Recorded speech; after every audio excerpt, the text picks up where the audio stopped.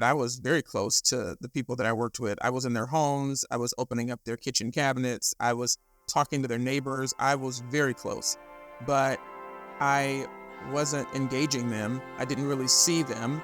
I was investigating them and objectifying them. Love, don't lose love. When Jessica Pryce began working for Child Protective Services, she was shocked at some of the living conditions she encountered.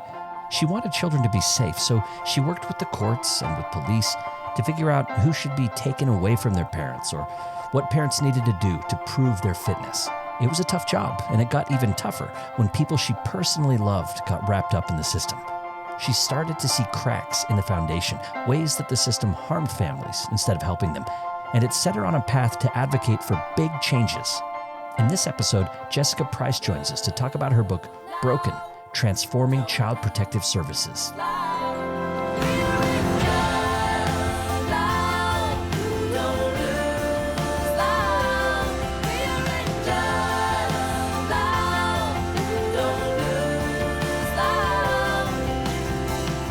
I'm journalist Blair Hodges, and this is Relationscapes. We're mapping the stories and ideas that shape who we are and how we connect with each other so we can build a more just world together.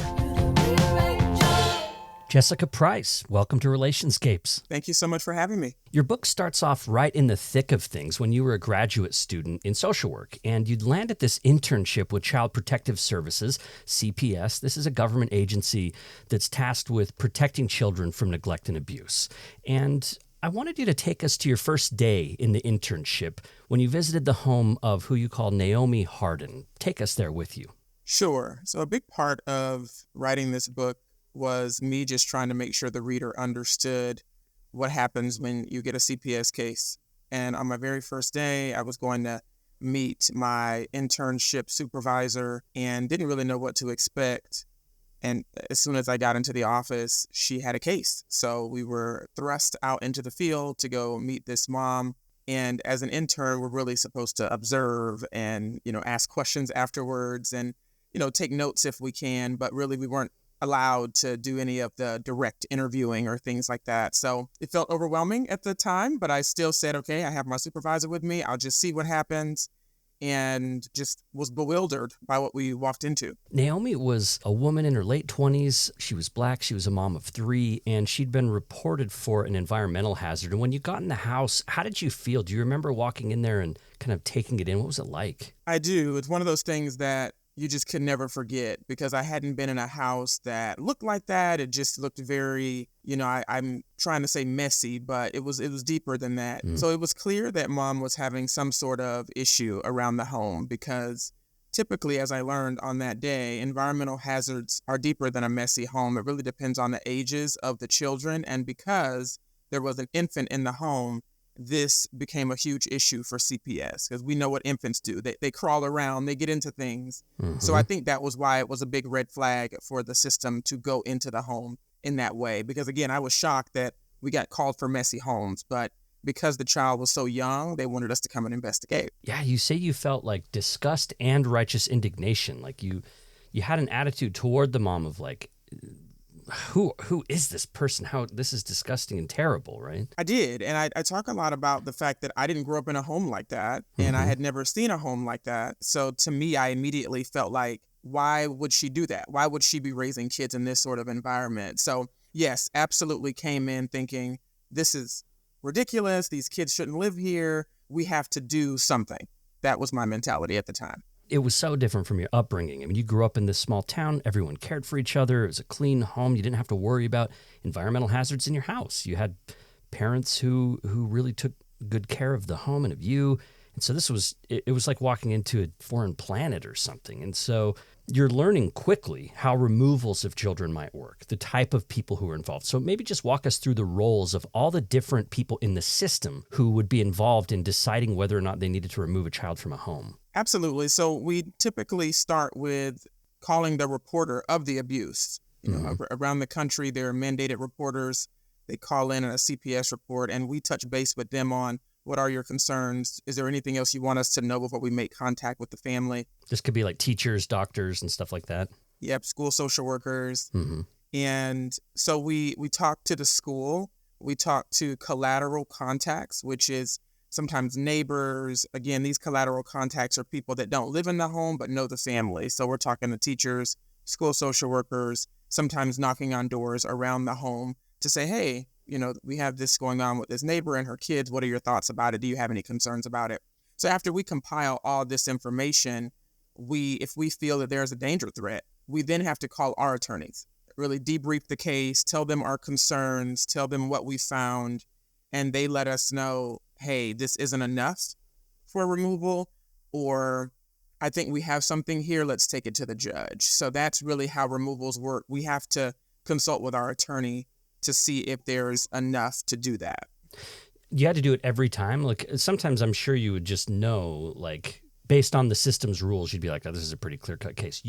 Investigators have to call attorneys regardless, and then they would make the call, and then they would call a judge to give an order to remove the child. Is that right? What's interesting about that is we remove kids and then see the judge. Okay. So we do talk to our attorneys to see if we have enough to petition the court.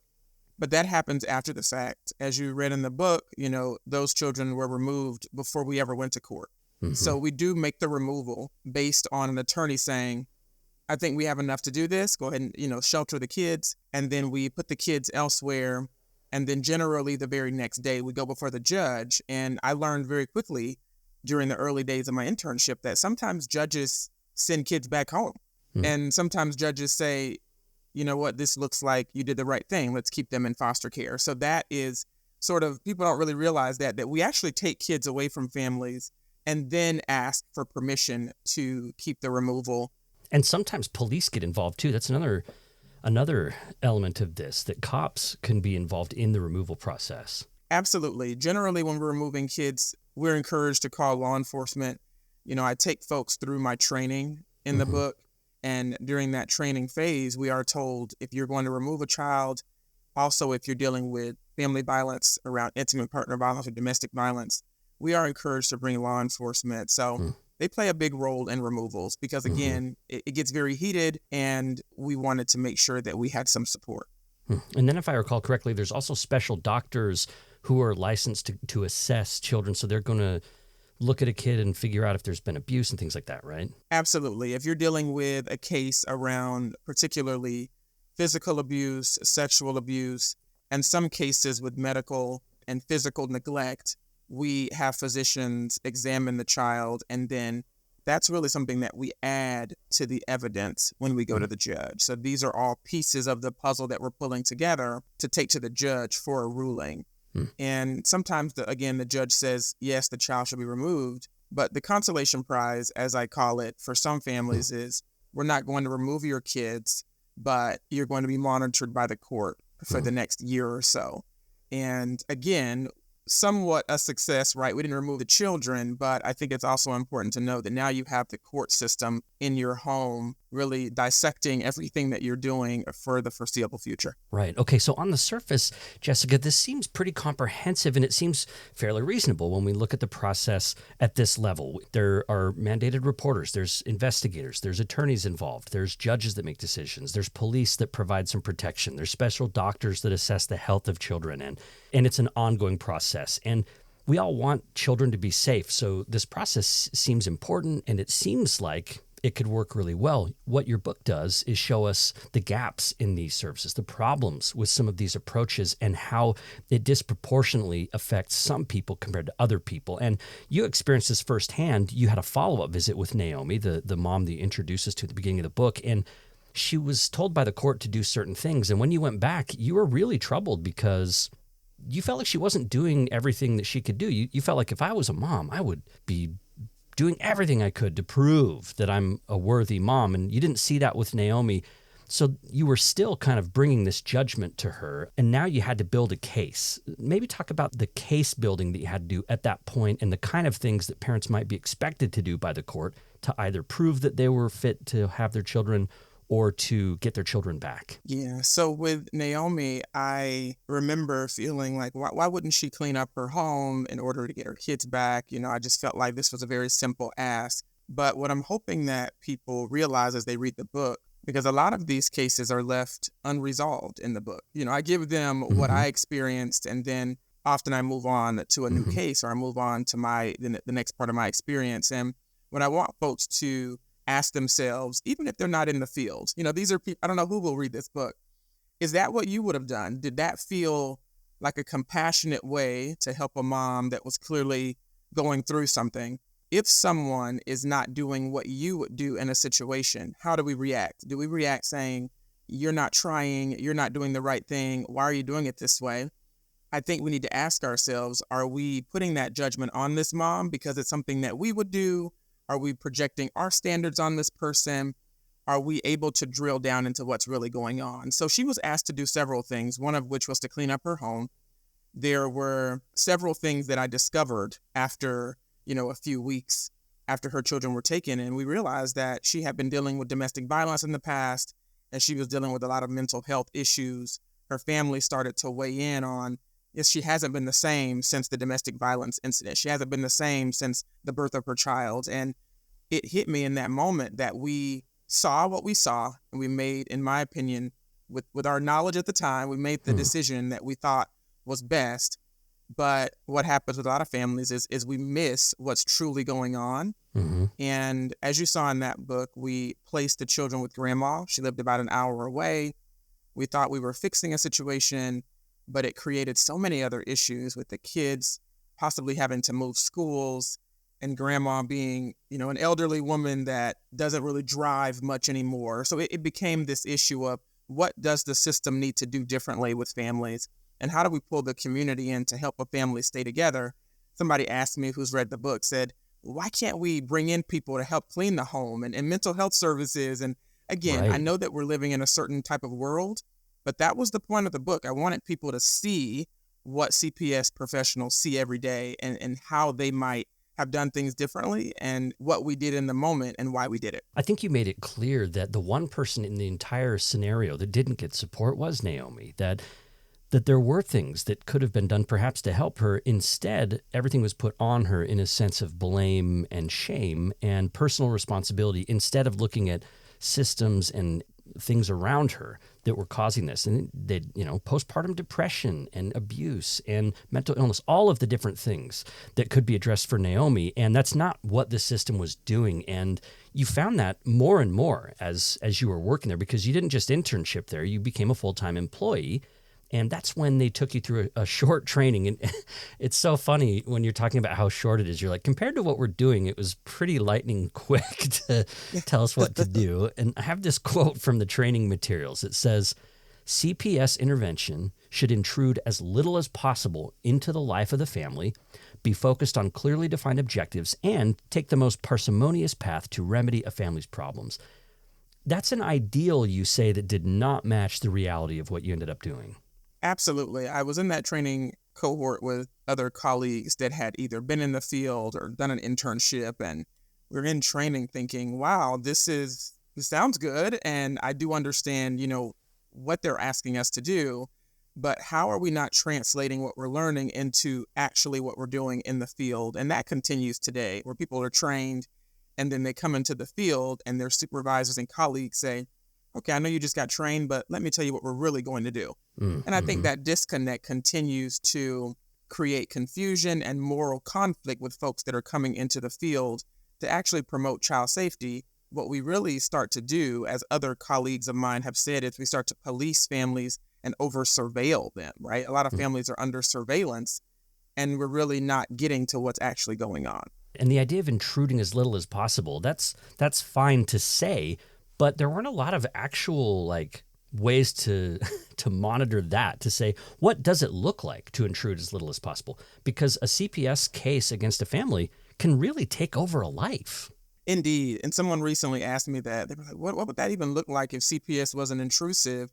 And my only answer to that was, a lot of things would need to change, right? We would need to really partner with families in a different way, as opposed to going in their home, walking through rooms, opening up cabinets. We would actually have to partner with not just that family, but extended family on, what are the needs? Do I need to go in here and do what I just did?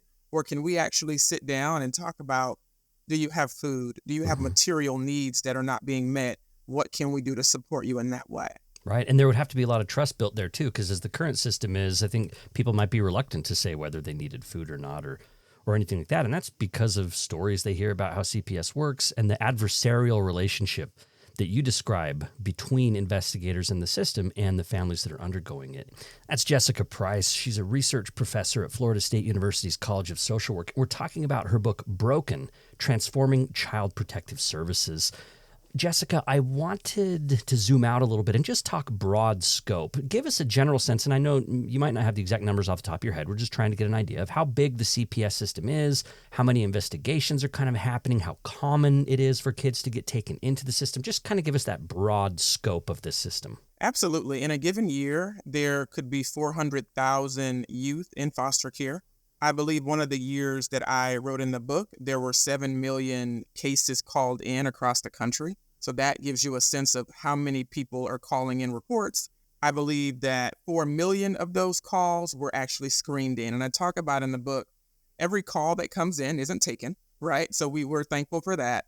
You know, the folks that are taking these calls try their best to screen out ones that don't seem like abuse is really happening, but then they screen in ones that really meet their protocols that they're facing and the metrics that they have to look for in order to accept a case. Mm-hmm. And then the data is really clear that in most of the states in this country, Native American children and Black children are experiencing disparate outcomes. They're spending more time in foster care.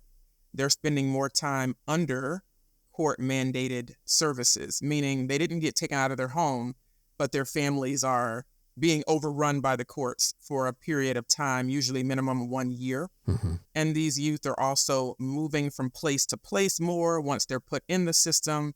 And the path to reunification is much longer for Black and Native youth. So that's a little bit of the data around disproportionality, disparity, and the broad strokes of how many cases the system is seeing each year. Let's look a little more at the racism here, because some people might hear what you just said and say, "Oh, well, Black parents and Indigenous folks need to be better parents. It's on them. Like, of course they would have more because X, Y, Z." How do you educate people against that kind of racism and bias?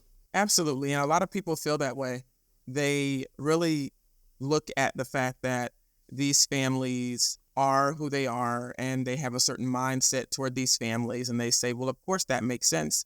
They're abusing their children more, but there's actually data and scientific studies that have been done that actually have evidence against that notion, that Black and brown families actually don't abuse their children more, but they're reported more and have their children taken more. So I think that I try to educate people on what's actually happening and not the narrative, and also not the narrative that we have in our minds around certain families. There's also a big discussion right now that, in my opinion, continues to happen around the conflation of neglect and poverty. At this point, we're at like 76% of the cases that come into child welfare nationwide have a maltreatment code of neglect. And often neglect is parents not meeting needs, right? That's the definition. They're not getting enough food to their kids.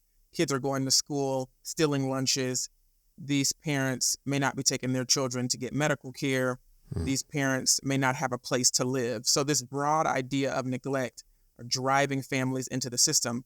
And when you think about the fact that Indigenous families and Black families are overrepresented in the impoverished population, you start to realize that there is this connection between poverty, systemic racism, and just the long journey of social and racial disadvantage for families. So it usually affects people in poverty more often than not.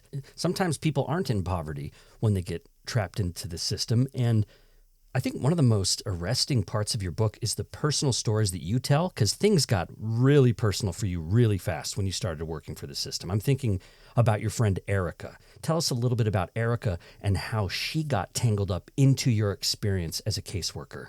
Absolutely. And I'm so grateful that I was able to share that story, because that was really pivotal for my development. When people ask, you thought a certain way in the system and then you started to shift, I said, yeah, because I started to see people in my familial and social networks become entangled in the system. And that's what brought me to sharing the story of Erica. And I appreciate her walking alongside me as I wrote this book. And essentially, I was in my full-time position at the Department of Children and Families doing CPS investigations. And one day there was a case that came in, and a colleague took that case, and it was on my friend Erica. And I was very shocked, but I knew that Erica had been providing caregiving duties for her godchild at the time. And she had been going through a lot. She was a college student and trying to figure out how to take her courses, take care of this 4-year-old. And the child's parents were in many different ways just unavailable, unreachable, and not helping at the time. Stress got to her in a situation where she did corporal punishment as a consequence for behavior, and she was reported to CPS for physical abuse. And as I share in the book, everything that happened after that was just insane, in my opinion, right? And I think I was caught in the middle of it because I understood on the system side, we have a 4-year-old with evidence of abuse based on what we call abuse and what the policies say about physical abuse. And we have a person who is not her biological mother. We need to shelter this child right away. I understood that in theory, but having the close connection I had with Erica, knowing that at that time, there was possibly no other person on the earth that cared about that child as much as she did, it was really a tough situation to walk through. So Erica's caring for this young girl. The girl's parents are experiencing poverty. Mom went back to New York, believed that they would leave the girl with Erica for a certain time. And you described the corporal punishment thing because, I mean, technically corporal punishment is legal. That's a big question about whether that should be the case, but it was. And it was something that Erica seemed reluctant about herself, but felt backed into a corner, just didn't have the parenting tools and the skills and the support as a parent to deal with a child who was experiencing real trauma.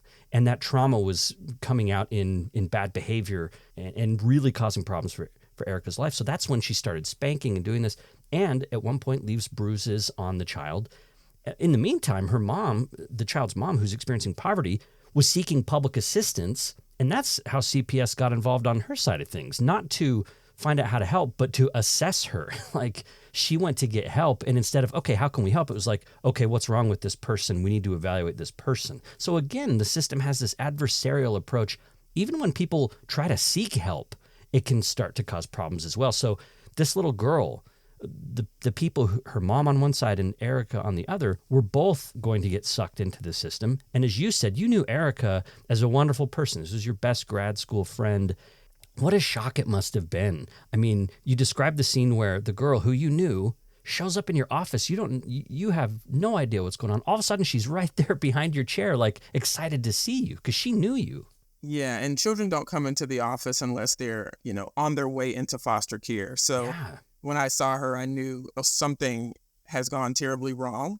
And I did not know what had happened at that point. I had been working the entire day on my own cases and realized pretty quickly that Erica was about to be under a lot of scrutiny and was about to go through a situation and a process that I take a lot of parents through.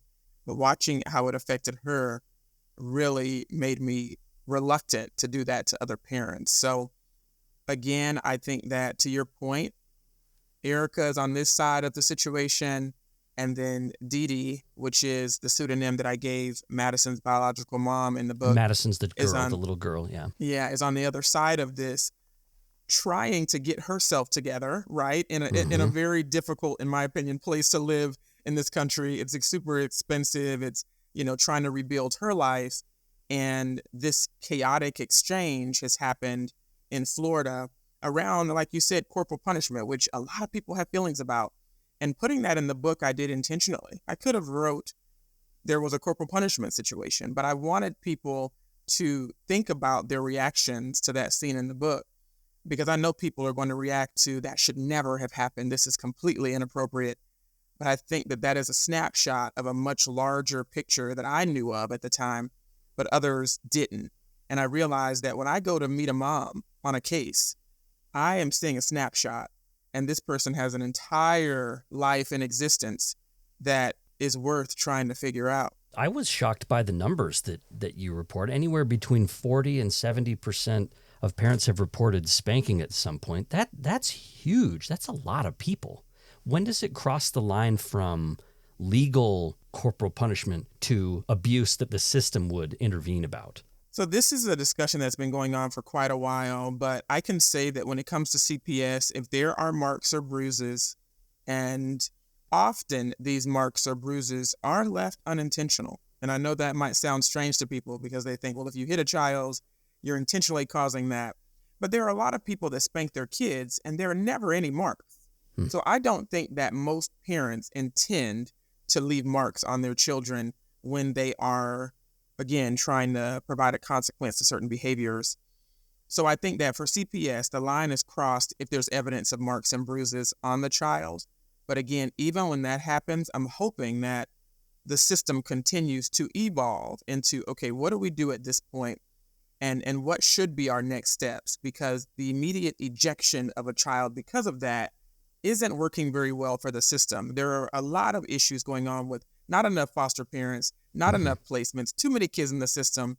So how can we really tease that out and find some nuances to, okay, maybe there is stress. Maybe this parent made this decision and it went further than they thought it would go. But is that an immediate ejection? Is that an opportunity for the system to say, hey, we see this happen. We don't like it. We don't think it was the best thing to do, but how do we partner toward a future where this doesn't have to happen and this mom actually gets the help and what you said earlier, the parenting tools that she needs? Right. I mean, Erica felt up against the wall. She's a student. She had to start working to afford daycare and other expenses, and that made her spend even less time with Madison. And she's desperate to find a way to get Madison's behavior to change because daycare is saying maybe we can't have Madison here. And so she's desperate. She's trying to find anything. And again, it comes down to whether she had enough money to keep this going, whether she could be supportive, whether she could learn parenting tools different than corporal punishment. And none of that was happening. Instead, the bruises happened, and then the system comes in to say, did this person harm the child? We need to protect the child and possibly prosecute the caregiver. In fact, Erica was later arrested for this, and you described the case through the book. Now, if that was all you had encountered as a caseworker in terms of it touching your personal life, that would have been a lot. But that wasn't the only way that your personal life got tangled up. And this next part really, I mean, it shocked me. I have to say, Jessica, it shocked me because I'm thinking about Rachel. This is your sister. And you actually yourself reported her to CPS while you were working for the system. What was it like to include this really personal story in the book? It was essentially, I will say that it was not easy to include it because it talks about culpability and the way I used to think and what I thought in that moment. And I really appreciate that my sister to this day, talks about how the system intends to help, but often they exacerbate already very fraught situations. So I appreciate her willingness to continue to advocate for change, specifically relating to domestic violence and child welfare. So although it wasn't easy, I really wanted to include it because this continues today. When there is a domestic violence situation, we're trying to figure out which victim we're going to actually come in and try to help and who gets protected in a situation like that. And at the time, I felt very much like CPS and law enforcement would be was the best route to take at the time when I made the call. But I realized that perhaps I was naive. And what happened after that with my sister, I just realized that her life became all of a sudden even more stressed than it was before. So again, at that moment, maybe a little bit naive, called it in because she was experiencing domestic violence, but realized after that her stress levels were increased and services and support weren't there the way I thought they would be. And you talk about the double bind that your sister was in and that a lot of women are in. She was abused by her partner. She was abused. When the system got involved, she also becomes a suspect of the system because they want to know if she's a perpetrator for not protecting the children from domestic violence, perhaps even just witnessing domestic violence. So now she's gone from being a victim to being a suspect. Absolutely. And I think that states are moving away from the term failure to protect. There was a time where that was the buzzword, that this mom is failing to protect her children. And although we're moving away from that term, there are still ways in which we come on the scene and there is a mom victim and we're trying to ask questions here and there about, okay, we see this is happening. What are you going to do next to protect these kids? What are you going to do next to protect your home from this perpetrator? And this is a tough situation to talk about. I think people that read the book might have certain thoughts and feelings about it, and I welcome that. I welcome folks to say, well, a mother should protect her kids, and Sure. she must do this, and she must do that. And what I'm hoping they also stop and think is what it feels like to be a victim of domestic violence, because that's an entirely other phenomena that we need to really consider. And again, I don't know if CPS is prepared to really understand the dynamics associated with that sort of abuse. Yeah, there are all kinds of reasons why someone like your sister might not call. They might have some mental health issues because of the abuse that would lead them to want to cling tight to the relationship out of trying to be protective. Or maybe there's financial reasons. They're trying to protect the circumstances that they're currently in. And if they left, they wouldn't have resources to care for their kids. There's a ton of different reasons why. Yeah. And again, the system's not coming in and saying, okay, how can we support this person who's been abused and their kids and get them out of the situation? It's trying to figure out if they have culpability in some way. Yeah, and they come with a lot of, okay, we want you to go do this, we want you to go do that, we want you to go and take care of this, we want you to, and so it becomes this rat race of a mom trying to do these things because now you're under surveillance. And one wrong step or one thing you don't do, are you going to lose your kids today? And I think that was the fear that she had. And a lot of parents that I talk to have that same fear. I'm going to go do what they told me to do, even though it doesn't feel relevant. It's not helpful. It's not genuinely something that I need. But if I don't, what are going to be the repercussions for me? So again, this idea of policing and pushing families into experiencing certain services when we didn't do the due diligence to actually see what they really needed. Yeah, they might be telling them to go take some classes or do things like that further burden. Like maybe they already don't have time for stuff, and now they have to do a bunch more. So like you said, it's not meeting the immediate need. It's adding more needs. And this, you describe this time and again. It's not just the people who are being investigated that the system can harm. You also talk about the dangers of the system on the employees themselves. And you experienced a lot of work-related stress and double binds and difficulties that affected your own mental health and your own sense of well-being. Moral injury is a word that comes up a lot. And so I wondered about your thoughts about moral injury and the impact on employees themselves, because you saw burnout, you saw people working and then leaving. So many people just came in, worked, and then got out of there.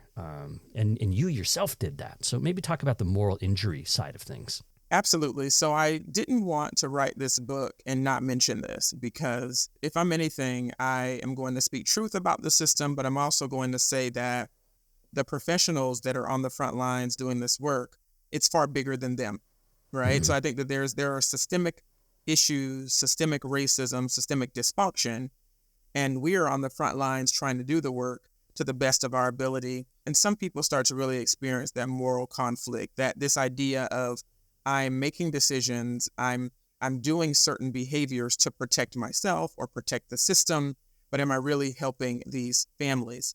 And I started to feel that big time with what happened to my friend, what happened to my family, and then how that impacted the moms that I started to interface with throughout my career. And I also realized that as it related to me and law enforcement, I think I put in the book that people don't know who's there to help.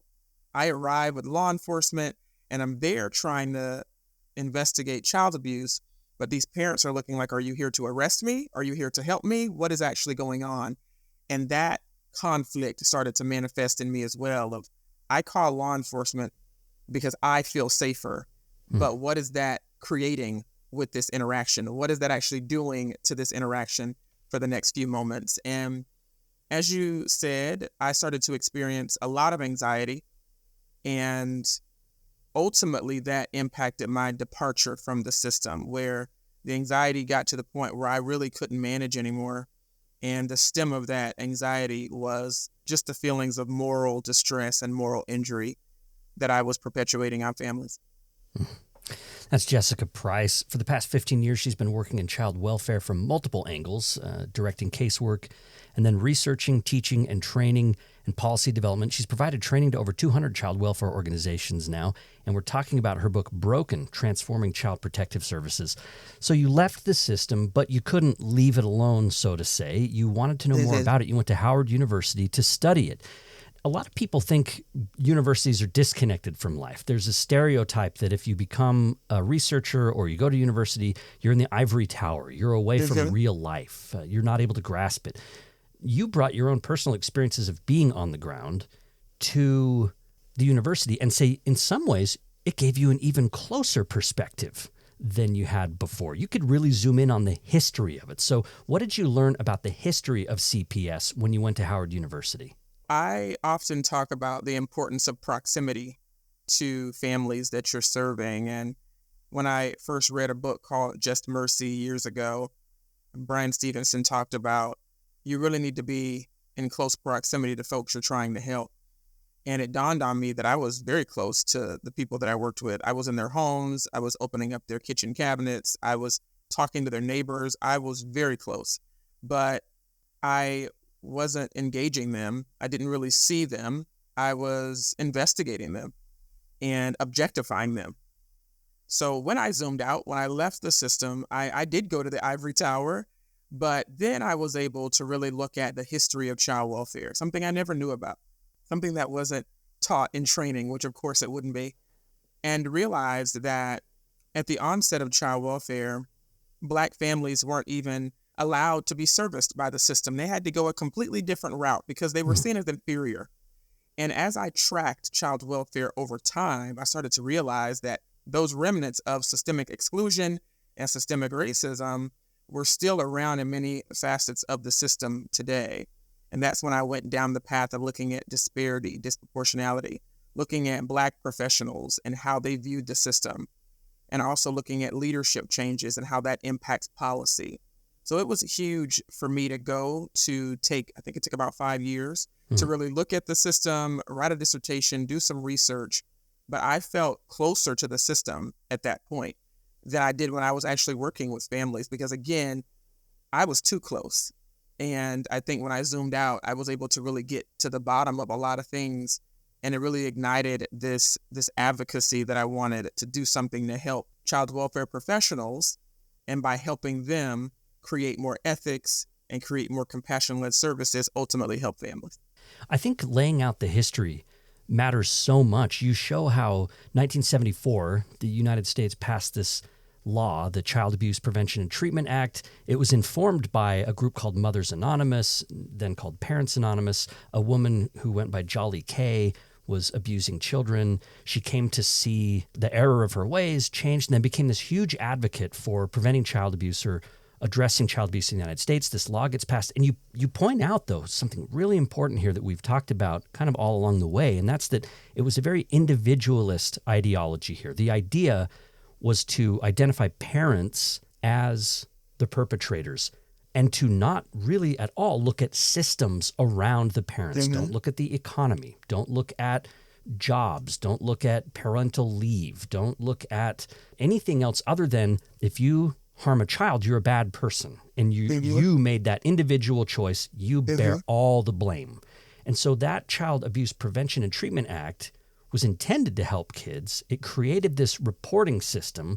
And then to this day, laws direct money to programs that investigate parents based on this individualist approach. Instead of putting funds into better mental health services, into better affordable housing services, into schools and programs that can help parents and children have better relationships and help alleviate the stresses that can lead to abuses, that can lead to neglect. And so, rooted in how these laws came together, you show really clearly how society is focusing on individual blame, not systemic change. When you learned that at Howard, I'm just interested in your own process there, because like you said, you were so close to the system. What was it like for you personally to learn that history and start to have to digest it? It was bewildering and it was overwhelming, but it also created this motivation to make sure that I'm educating others and to make sure that I am always challenging people to look at how we perpetuate harm, how we perpetuate the very harmful parts of history in modern day. So it has created in me this idea that I'm not going to shy away from saying, hey, child welfare professionals, I used to be you. It's really hard. You're overwhelmed, you're overtaxed, and you're possibly dealing with burnout and moral injury. But families deserve a person that is going to do everything we can ethically to consider the full picture. And I really appreciate you bringing up Parents Anonymous, because that was really eye-opening for me when I started to really look at that and look at congressional testimony around Jolly Kay. Her story, I think, captivated America during that time because she was accepting accountability, some would say, that she was abusing her child, but she was very vocal that nothing was impacting her doing that. Now, later we found out that Jolly Kay experienced so much mental illness that she herself had been abused. There were so many things that was going on with her that people didn't really pay much attention to. But again, I think that time in history created for child welfare a microscope on the mom or a microscope on the dad. And what are you doing and why can't you be better?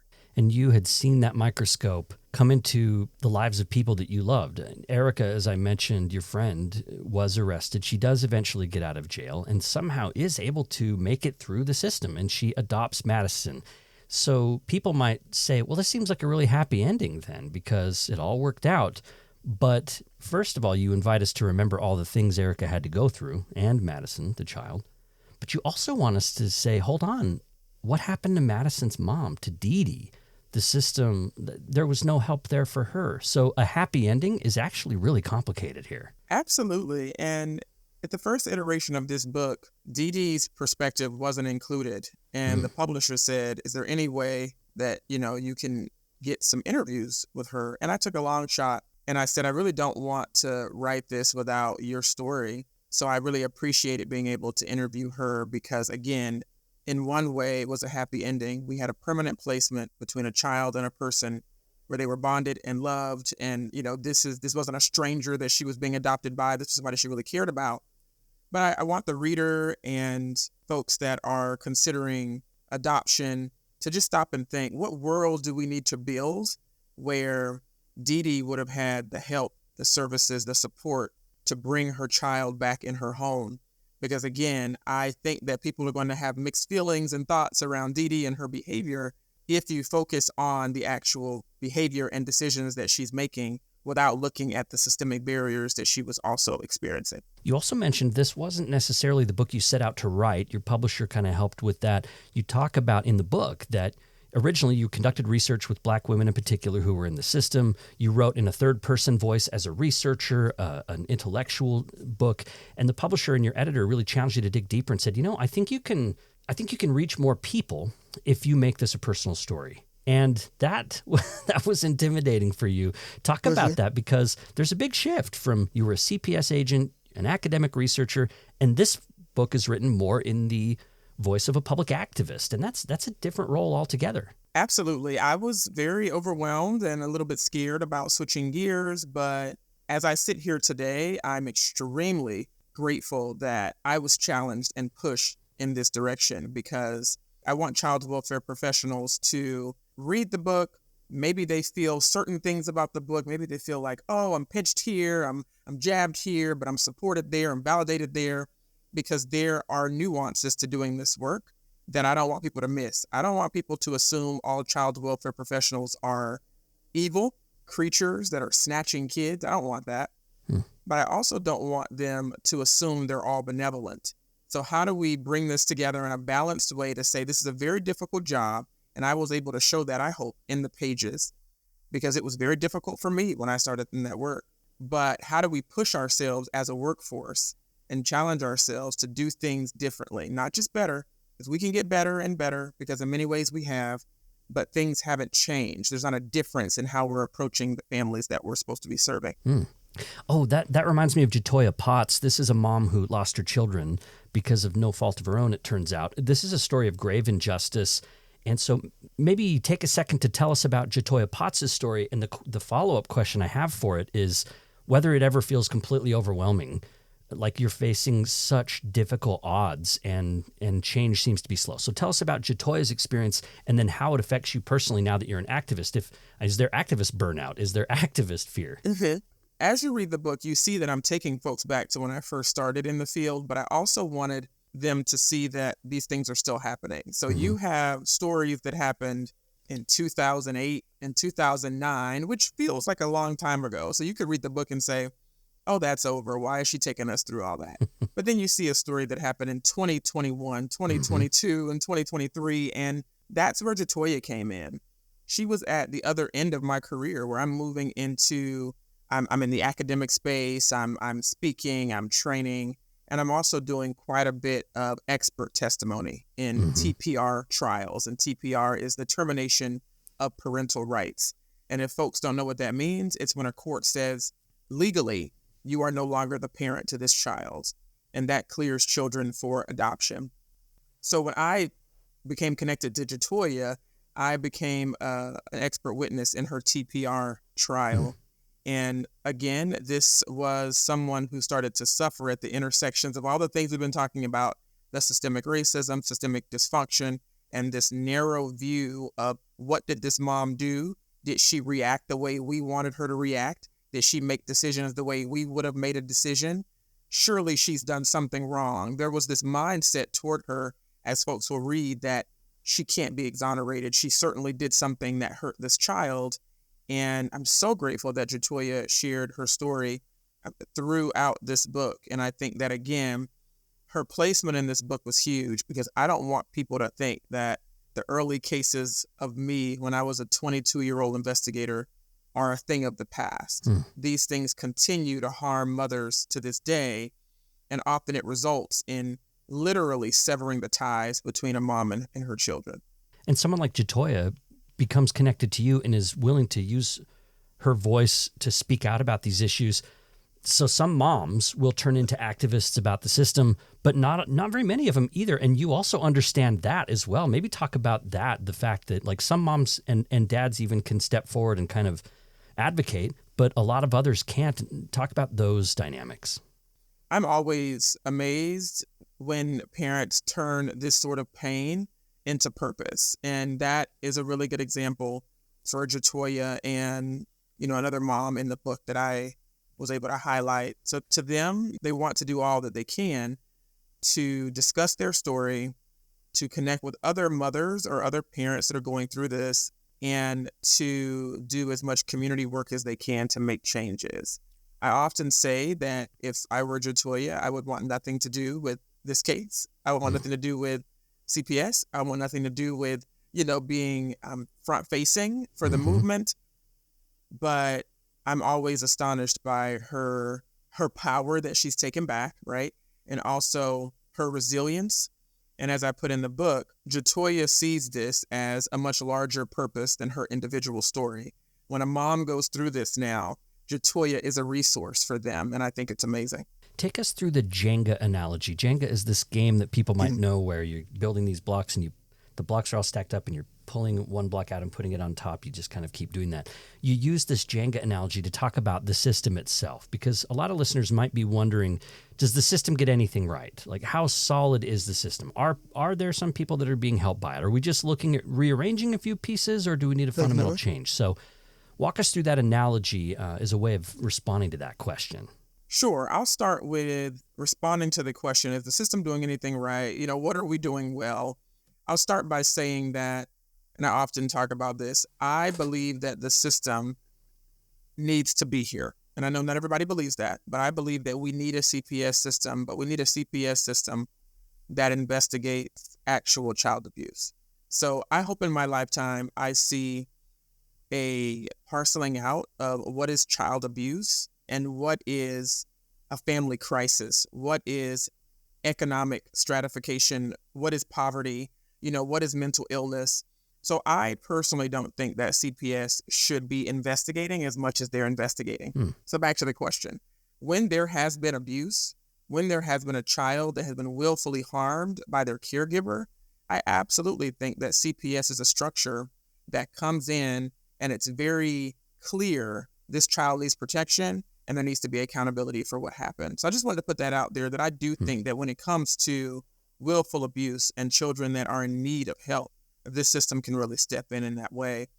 But then when I go to other issues that are societal and community wide, CPS, in my opinion, is a little bit out of their depth. And I think that when it comes to neglect and poverty and mental illness and things of that nature, I don't think that they're the best source of support. I don't think they're the best mechanism or structure to really come in and try to figure out what's going on with that family.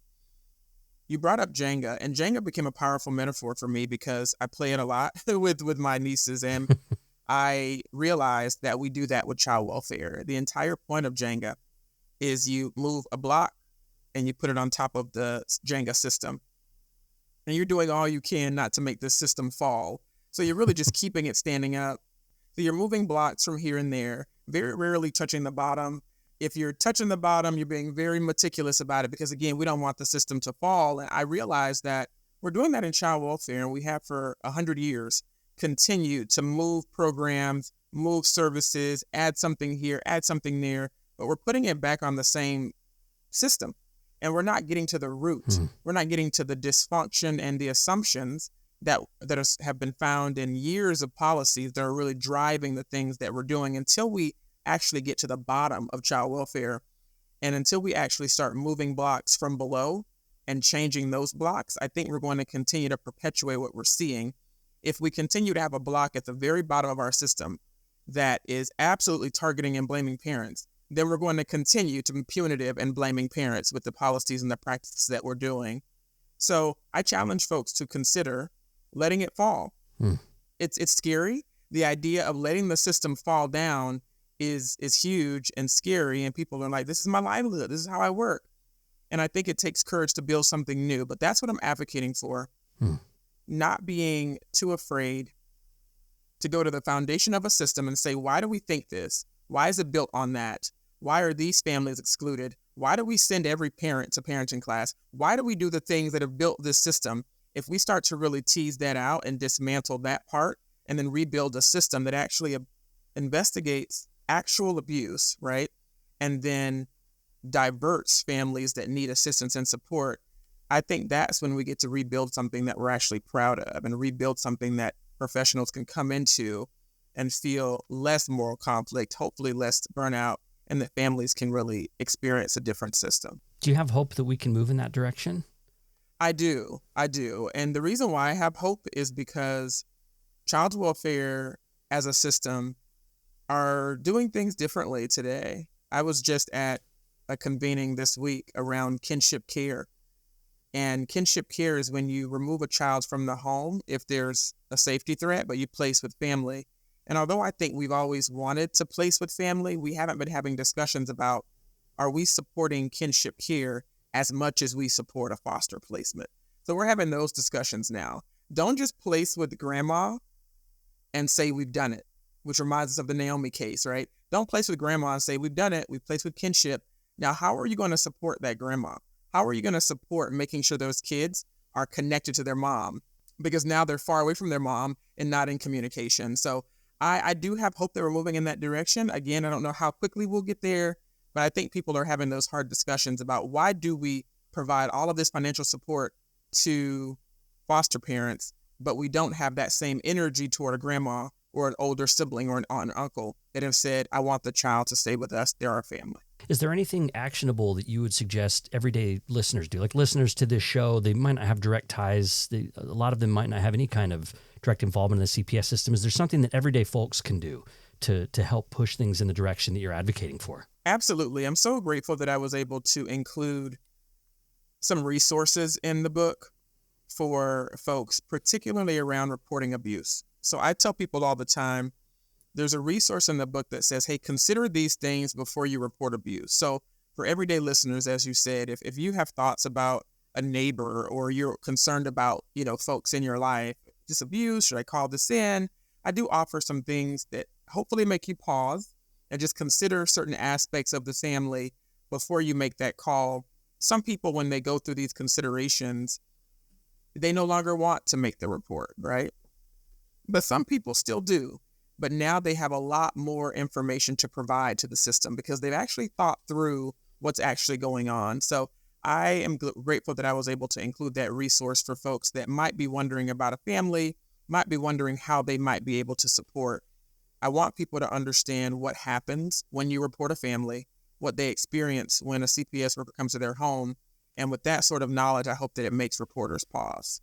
Yeah, the resources you offer, some ideas for mandated reporters and also for people that might be considering talking to CPS, and you're inviting them to think about how well you know the circumstances in that family's life, if you've considered connecting them with community or social supports that could help them out, if there's a trusted colleague or community advocate you can connect with to brainstorm about what to do. There are things that people can do if they're wondering what to do in situations where they're wondering about children. So the book, again, it's called Broken, Transforming Child Protective Services, really gives some good ideas and good tools that people can consider when they're trying to help out kids. Because at the bottom of it, I really believe that pretty much everybody truly does want to protect kids. Is it? And even the people who are overseeing the system and making policies that are actually damaging families, I just don't see any evil people that are like, let's destroy lives. Yep. They're just thinking in individualistic terms and not addressing systemic issues. And so the more we can get people thinking in that way, I think the more likelihood we have of impacting the CPS system. And Jessica, I just want to say the book was so helpful for me. I learned so much about the system. It was also really personal. I felt connected with you. So I hope people will check this book out because together we can start to make inroads in this system. Again, that's Jessica Pryce, research professor at Florida State University in the College of Social Work there. All right, and that brings us to our final segment of the show. This is called Regrets, Challenges, and Surprises, Jessica. This is your chance to choose your own adventure. You can speak to one, two, or all three of these things. If there's anything you'd change about the book. Now, this book's just now coming out, so this is one of the freshest books on the show. So maybe you haven't had time to think about what you would do different this time. But you can also speak to challenges, what the hardest part about writing it was, or the surprises, how you changed in the course of making the book. I really appreciate the question, and I'll start by saying the most challenging part by far was just feeling that I've done justice to the stories that were shared with me, and also connecting with former colleagues and really reliving what I did in the system. And I did this exercise around narrative journaling and just like writing out cases that I've been on and how they impacted me and what I remembered about them and how I thought in that moment and how I think today.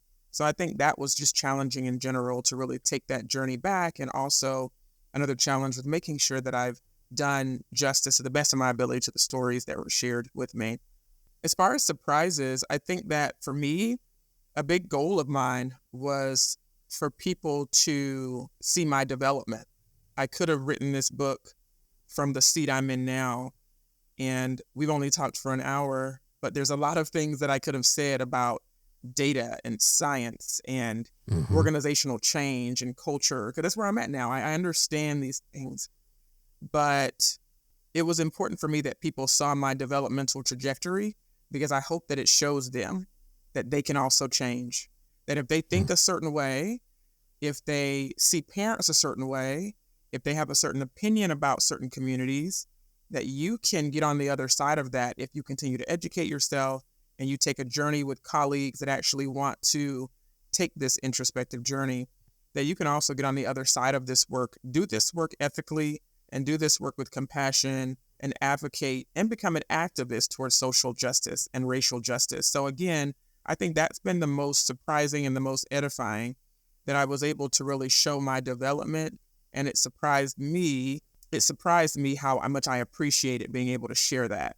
And it's not easy to share how you used to think about families, but I think that in sharing that, it might show someone else that they too can change.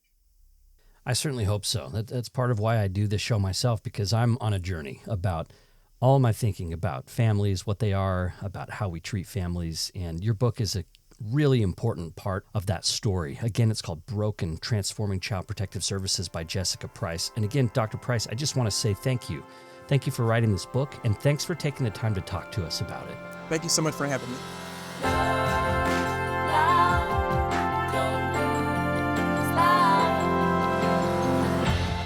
Thanks for listening to Relationscapes, where we're mapping the stories and ideas that shape who we are and how we connect with each other. Special thanks to Camille Messick, my wonderful transcript editor, and to David Osler, who sponsored the first group of transcripts. And if you'd like to sponsor transcripts, please let me know. Reach out. Blair@firesidepod.org is where you can find me. You can also send feedback about any episode you want. There's a lot more to come on the show, and if you're enjoying it, please take a minute to rate and review it. It makes a really big difference. It truly does. Go to Apple Podcasts and let me know your thoughts. Like Ryan G. Mullen, for example. He went to Apple Podcasts. He gave me 5 stars. He said, "Wow, I just listened to the episode with Kat Bohannon, author of Eve. I initially thought this will be good to listen to, so I won't have to read the book. But Hodges and Bohannon gave such a lively interview that I changed my mind." All right, well, I'm sorry about that, Ryan. This podcast can be hazardous to your book buying budget, that's for sure. Thanks for leaving that review. Also, another thing that would help is recommendations. Let people know you listen to this show. This is the #1 way that people hear about podcasts. Reach out to a friend or family member and let them know about the show. Thanks to Mates of State for providing our theme song. Relationscapes is part of the Dialogue Podcast Network. I'm Blair Hodges, and I'll see you next time.